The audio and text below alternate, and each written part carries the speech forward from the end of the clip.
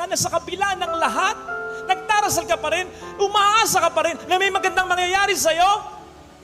Ang totoo, hindi ikaw ang nakahawak, siya na ang nakahawak sa'yo kasi matagal ka nang nakabitaw. Ayaw ka lang niyang pakawalan sapagkat marami pa siyang plano sa iyong buhay. Do not stop hoping. Do not stop praying. Do not stop believing. Kahit na your world is crumbling. Ano ang sabi sa Ebanghelyo? Your redemption is coming. Lalong-lalo na yung marami ng pinagdaraanan sa buhay niya ngayon.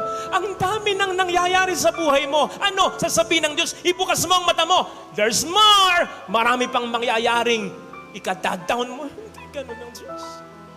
Kung marami nang nangyari sa iyo and yet you're still believing, God is telling you, keep watch. Your redemption is coming. The solution is coming. The blessing is coming.